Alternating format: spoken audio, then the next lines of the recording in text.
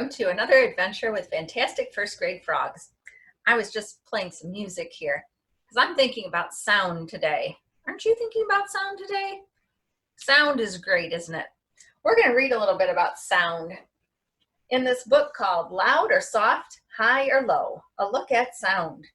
The author's name is Jennifer Boothroyd.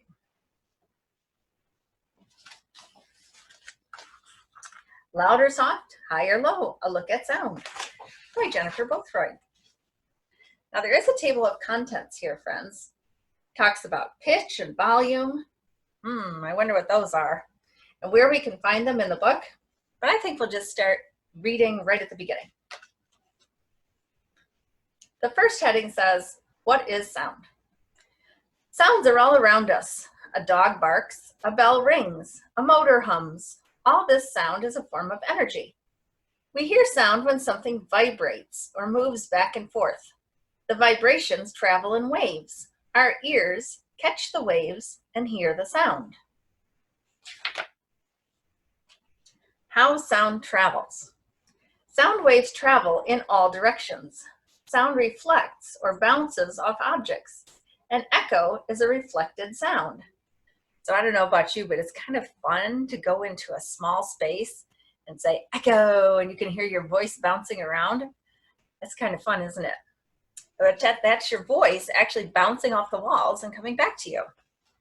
Here in the little box down here, it says, you can hear fireworks boom and crackle from anywhere nearby. And this box says, the large shapes on this wall reflect the sounds that the instruments make. The shapes help fill the room with music. Down here is the orchestra playing, and they're making music. And these shapes up here help bounce the music back so that the audience can hear it. Sound waves can travel through solid objects. You can hear a knock through a wooden door. Sound waves can also travel through gases. Remember, gas is the air that we breathe, the air that's all around us. The air is made of many gases. A police siren's wail travels in the air for several blocks. Sound can travel through liquids too. Many animals make noises to communicate with one another underwater. It says dolphins talk underwater through squeaks, clicks, and other noises. Now, of course, they don't speak our language, but they do make dolphin noises. And now we're going to play a little video clip for you so you can see what happens when Ryan's special speaker does a little interesting thing with water. Now, this is not something you try with an ordinary speaker. He has a special speaker, one that can hold water.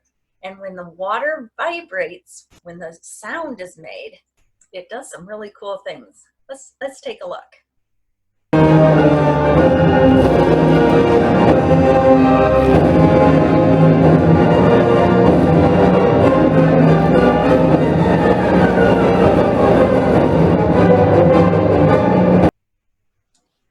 Okay, friends, let's keep going with our book. This part is called pitch. I wonder what pitch will be. Pitch describes how low or high a sound is. The sound of two glasses clinking has a high pitch. The roar of a lion has a low pitch. Oh, I know what they mean. So, when I clink over here, that's a high pitch. When I clink over here, that's a low pitch. Oh, now I understand.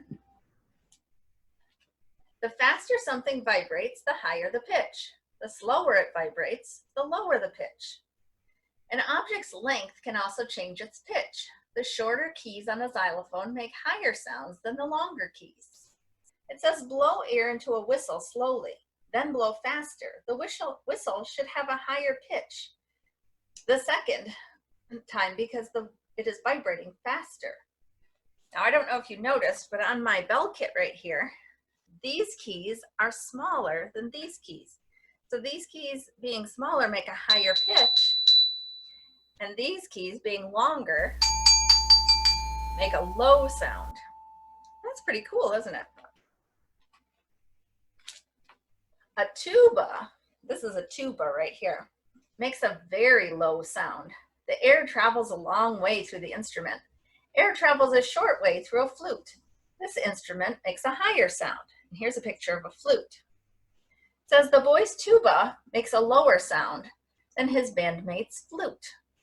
Now, all these instruments might be together in the band, and they make a wonderful sound together, but that's because the high pitch of the flute and the low sound of the tuba blend together and make good music. Guitar and violin players push down on the strings of the instruments to change notes. When they hold down a string, the part of the string that vibrates is shorter. The string vibrates faster, and the pitch is higher. Well, that's kind of cool. Volume.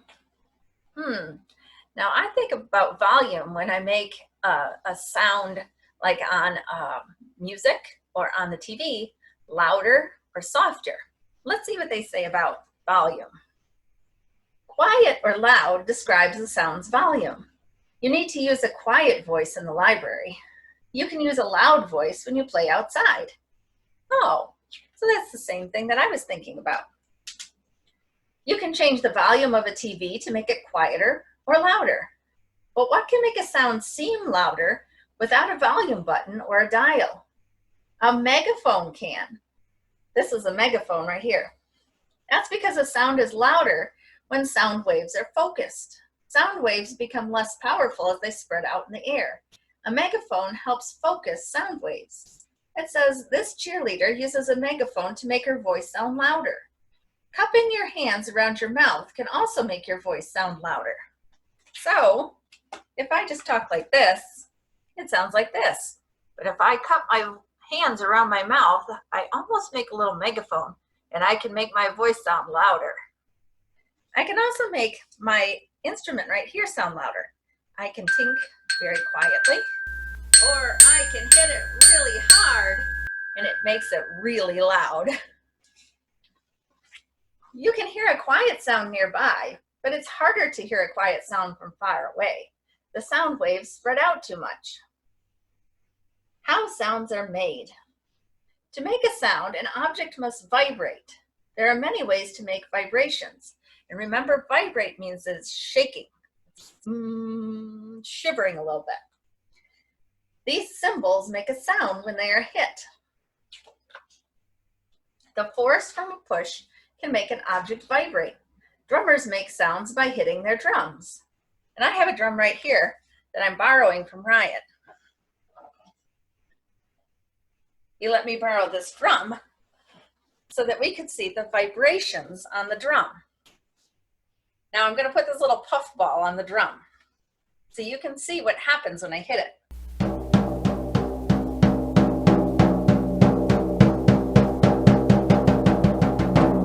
You see the puff ball moving? I'm not moving the puff ball. The puff ball is moving because the drum head right here is vibrating, it's shaking, and it's making the puff ball move. Let's try that again. See how we made that puff ball move? Pretty cool, huh? When we talk and sing, air passes through our vocal cords. The air makes them vibrate. So inside your body, you have vocal cords. And the vocal cords vibrate or shake a little bit, and that's what makes your voice have sound. It says these kids sing in their school choir, and that means they're using their vocal cords to make sound. We use air to make vibrations in wind and brass instruments. It says these students play their trumpets by blowing air into them. So they're blowing air in, everything is vibrating, and it's making the sound that we hear of the trumpet. Friction can also make things vibrate. Friction is caused when two things rub against each other. You hear a sound when you rub your hands together. Try that. Just go like this. It's not a loud sound, but it is making a sound. And that's called friction. It's just rubbing things together, and it's making a sound. When a bow rubs on a violin string, the violin makes a sound. How many sounds have you made today? And this shows some kids making a bunch of different sounds. Now there's an activity in here called Seeing Sound, and you can try this at home. you only need a few little things that you might have just around the house. I found these things at my house. So we're gonna try it right over here at the table. All right, so I have here just a bowl, a normal bowl, and I put some plastic wrap over the bowl and put a rubber band around it to make it really tight. So all you need is a bowl and some plastic wrap and a rubber band. That's it. And then I shook just a teensy bit of salt on the top. And I can make that salt move with the sound of my voice. Just the sound. I'm not going to touch it. I'm just going to make sound. Now I'm going to lift it up so that the bowl is right by my mouth. And I'm going to make a sound, and you can see the salt move just by my voice. The salt is jumping up and down because the plastic wrap is vibrating with the sound of my voice. And as it vibrates, it makes the salt jump up and down, just like the little puffball did on top of the drum. Pretty cool, huh? Try that at home. See if you can make some salt move all by itself. Now I also have my little ukulele here. And my ukulele has 4 strings. My 4-stringed ukulele, you can make sound on. But the reason that it makes the sound is because of these strings. Each string has its own sound.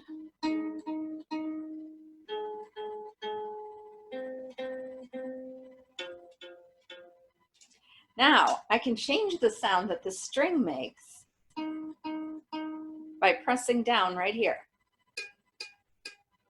How about that?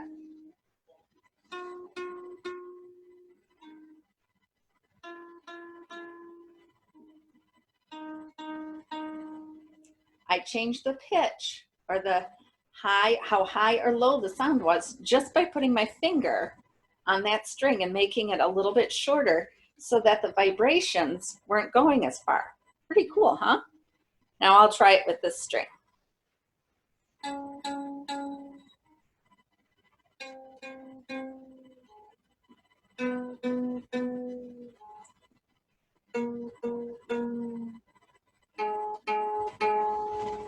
Pretty nifty, huh?